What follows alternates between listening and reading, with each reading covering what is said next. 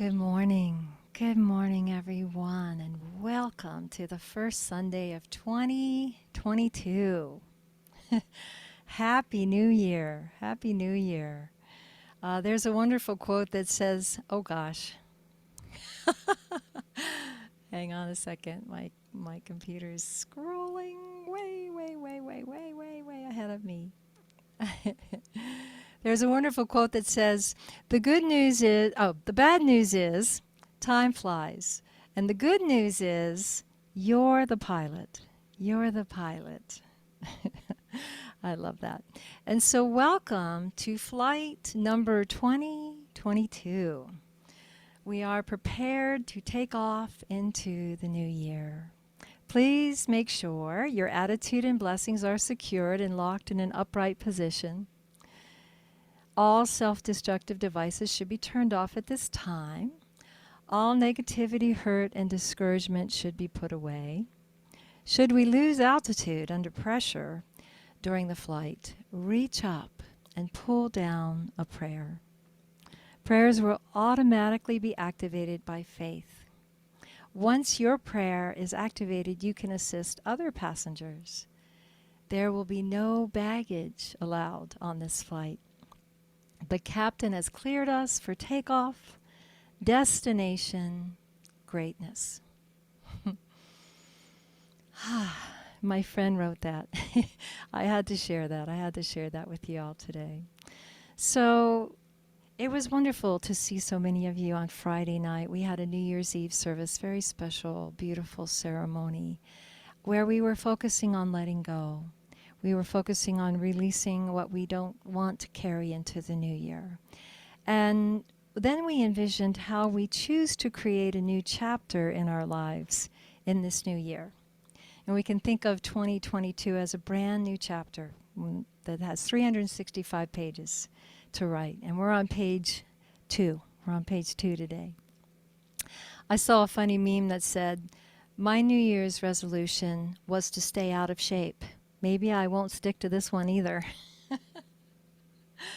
I like that reverse psychology. That one really works for me. Another one said, my New Year's resolution is to procrastinate. I'll start tomorrow. But all kidding aside, let us just take a moment to affirm a joyous and happy new year for us all. I want to share some affirmations. And Daria, if you would unmute, you can be our voice. And as I share these affirmations, I invite you all to declare them for yourself. I declare to the universe. I declare to the universe. I let go of all struggles. I let go of all struggles. I learn through joy. I learn through joy. I am love made visible. I am love made visible. I have courage to do new things. I have courage to do new things. Thank you, Daria.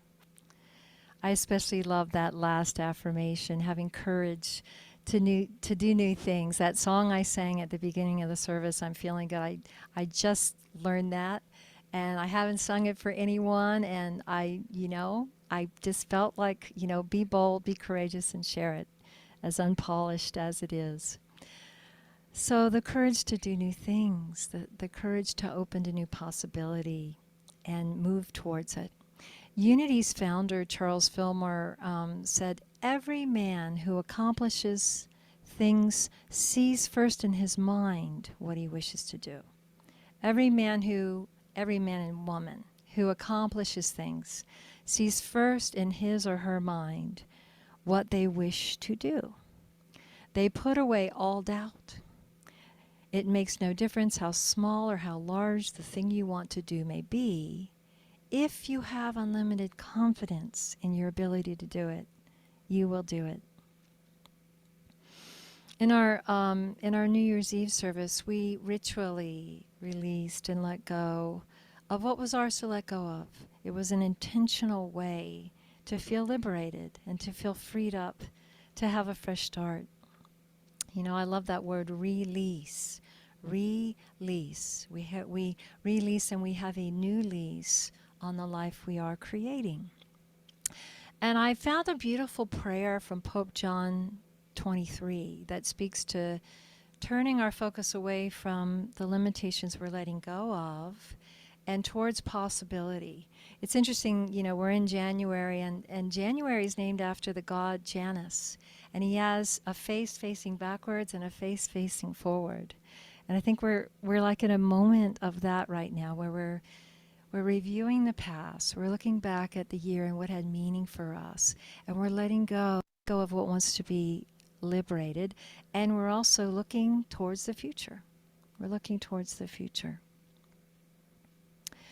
So this writing from Pope John, he says, consult not your fears, but your hopes and your dreams. Think not about your frustrations, but about your unfulfilled potential. Concern not yourself with what you tried and failed in, but what is still possible to do.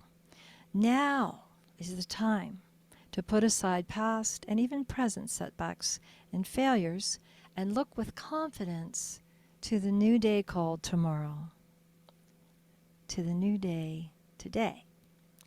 So, as I was writing this talk, as I was contemplating what to share, I really felt like I wanted to find a story that suits our time, because these last 21 months, I think they've been pretty challenging for most of us.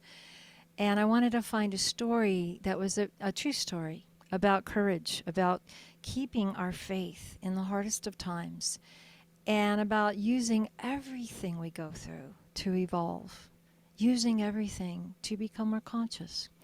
And so I thought I'd tell the story of Franklin D. Roosevelt, one of our greatest presidents, in part because I read a quote yesterday from the very last speech that he wrote.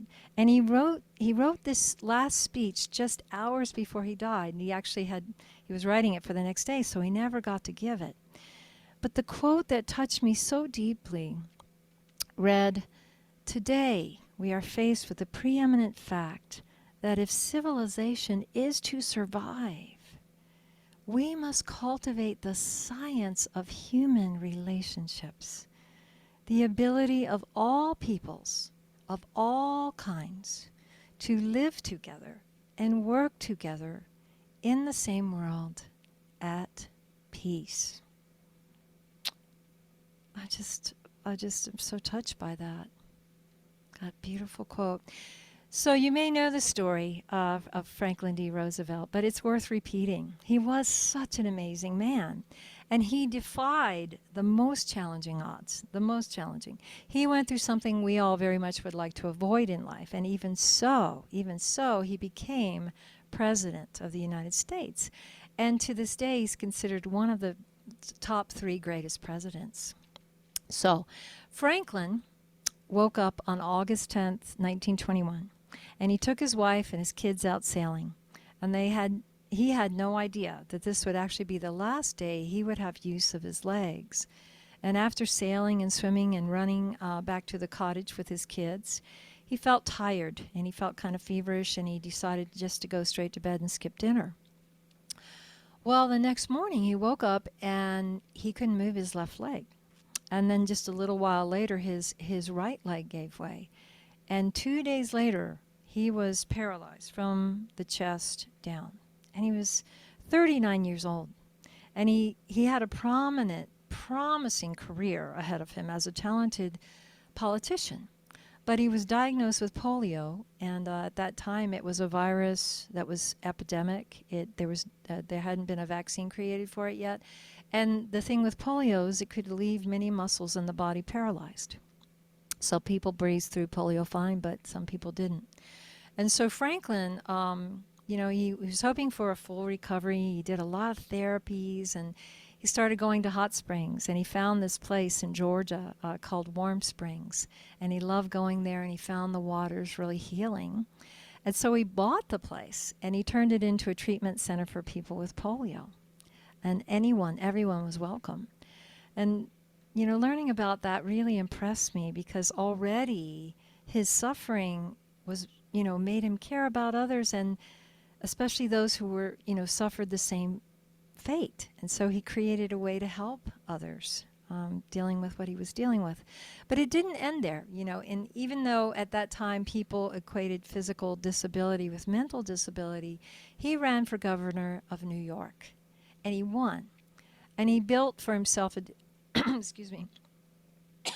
He built for himself a different kind of wheelchair. He took a chair, a small desk chair, really. And so to present a more acceptable image to society so that people wouldn't judge him and hold limiting thoughts about his abilities, he built this chair. And he refused to see his being paralyzed from the waist down as limiting. He refused to let that limit him. And in fact, it was because of the seeming misfortune that he developed great compassion for people who go through such hardship, for people who become differently abled, for people who find that they can't work, for the elderly who need to be assured, they're not forgotten and will be taken care of. And so Franklin D. Roosevelt created Social Security. Social Security. And here we are 88 years later, still hugely benefiting from the social insurance we have. James Tobin wrote a biography of FDR, and he said, his disabilities gave him more empathy for the common man. He had a kind of passion for people who are suffering that he couldn't have had if he had not deeply suffered himself. And so he wanted everyone to be secure. He wanted people in their elder years to be taken care of and not poor, not destitute, not forgotten. My mom paid into Social Security her whole life, and she now receives it and can live, a comfortable life in her modest way, in her modest home. But I really can't imagine my mom, what she'd do without Social Security. So I'm grateful for Franklin Roosevelt. And I share this story about tremendous overcoming because I feel like many of us have had to overcome more, maybe more than usual in the past couple years. It's been intense personally and it's been intense collectively. And yet, to me, as I reflect on the times that I've grown the most, it often is when I am, up against the wall. It's like, it seems to me that sometimes when we suffer, we dig deeper.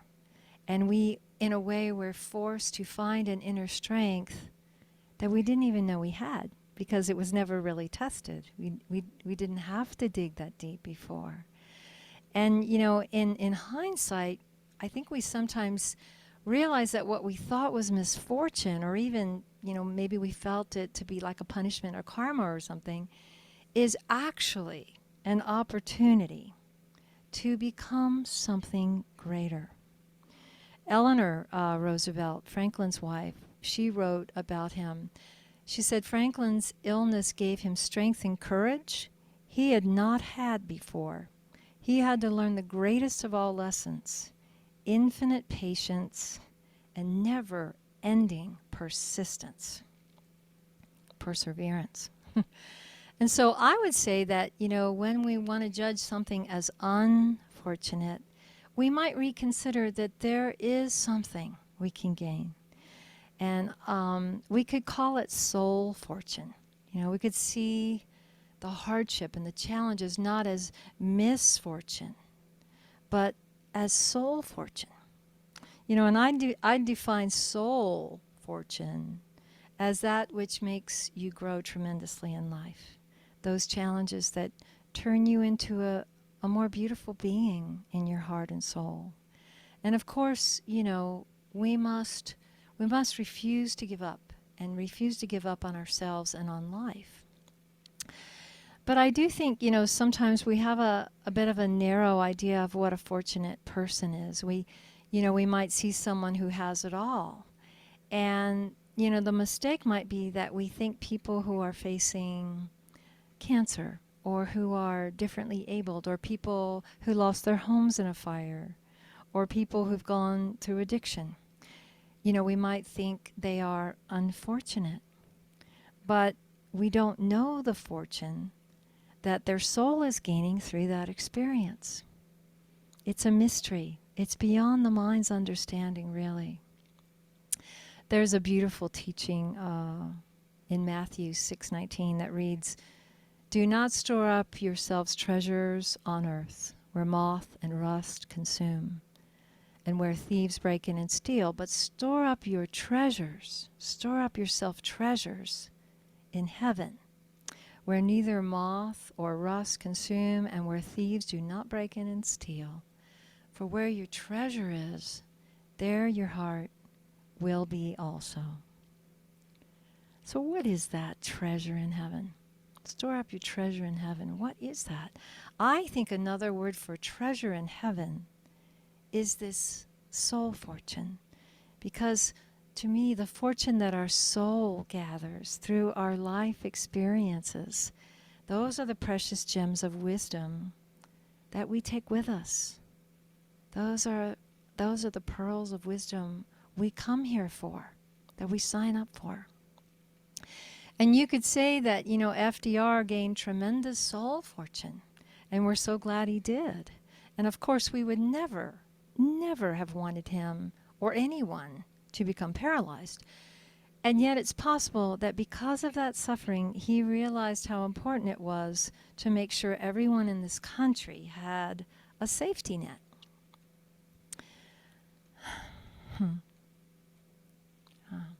We had a beautiful Christmas Eve service 9 days ago. So beautiful, with Karen and John and all the wonderful readers. And I was thinking back of on my Christmas Eve of 2018, because it was only about 6 weeks after my house had burned down in that campfire, in the Paradise Fire, and I was up here in Mount Shasta staying with a friend. And I had just gotten there that afternoon, and I ran out to my car about 10:30 at night to get something out of my car, and I didn't see there was one more step. And boy, did I have a tumble. And I ended up breaking my knee. I fell. I broke my knee. I tore my ACL. And, for sure, it was not ideal timing. I was already in a lot of grief and loss. And so it was not something I would ever consciously choose. But I came through it, and what I can say, what I know is, as Oprah likes to say, what I know is I had never before had so much compassion and understanding for people in wheelchairs. I had never noticed every single person who uses a cane. And I had never noticed every person who walks with a limp. And I was so surprised after I hurt my knee, and I was in a wheelchair, and then I had a cane, and I had a limp, how many people were walking with limps. I don't think it was that all of a sudden everyone was limping. It was that my eyes were opened, and that the compassion of my heart was activated in a way it had never been, in a unique way. And I understood what it was to not be able to walk. And so, the long point I want to make today is, let us not be afraid of the challenges that life brings us. I know it takes an enormous amount of courage and bravery sometimes to trust life. But I really, really believe that we can trust life implicitly. We can trust God that is life, love that is life, the light of consciousness that is life. We can trust that. And it is in us, and it will guide us. And if we have faith in that, and we have faith in our journey, we can do great things. We can use everything like compost to grow, to evolve, to become something more beautiful. It is a wonder to realize we actually so often are so much stronger and so much more capable of love even, and inner strength, than we realize, than we often realize. So as we consider what we want to affirm for ourselves, for our life, what we want to bring into creation going forward into this blank canvas of 2022, I found some more affirmations that I feel are so worthy to affirm and to choose, to embody as an intentional creation in this new year for our greater good and for the greater good of all. So I invite you now to repeat after me if you'd like. And Daria, if you would unmute and you would lead the response, we will now affirm. Each time I breathe, I relax and let go. Each time I breathe, I relax and let go. As I relax my body, the positive energy of the universe can reach me. As I relax my body, the positive energy of the universe can reach me. I accept that there are many things I cannot control. I accept that there are many things I cannot control. I gently release my need for control. I gently release my need for control. I let go of resentment.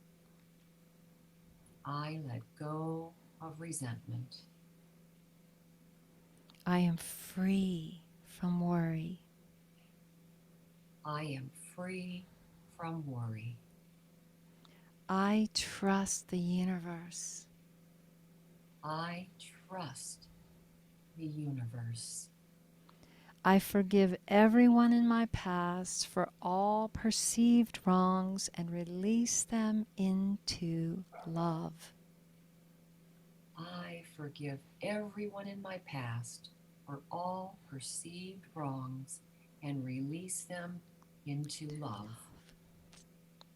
I acknowledge my faults and forgive myself completely. I acknowledge my faults and forgive myself completely. Everything I need in my life already exists within me. Everything I need in my life already exists within me. I give up the need to be right and focus on the need to be kind. I give up the need to be right and focus on the need to be kind. My past does not define me. My past does not define me. I trust myself. I trust myself. I am liberated. I am liberated. I am love. I am love. I am light. I am light. I am one with all that is. I am one with all that is. And so it is. And so it is.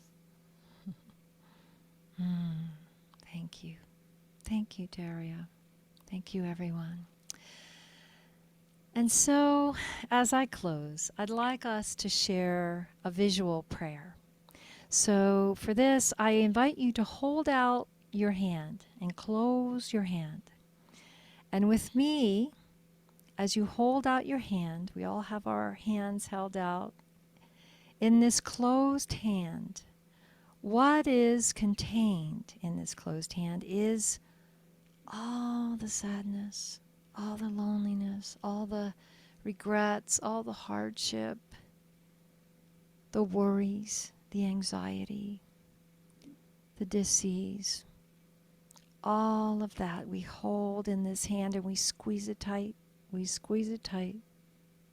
And now I invite you to gently open your hand and let all of that just fall away. Just releasing and let it go and feel it all get released. Feel that vibrating light in your hand as all of that is set free. And now open both your hands, both your hands. to receive the amazing good that God has in store for you in 2022. And feel and receive the love, receive the peace, the abundance, the good health, the healing, the well-being, and the joy and the happiness. We allow ourselves to be blessed, to be so blessed, showered with blessings, blessed beyond measure. We let that be. We let that be. God wants our joy and happiness, wants us to dance and sing and love life every day of this new year. And so we allow that to be, we receive that, we open to that, we stay open to that, and we are so grateful for that. Thank you, Mother, Father, God. And so it is. Amen. And thank you all. Happy New Year. And so it is. Shall we end the recording now? Yes.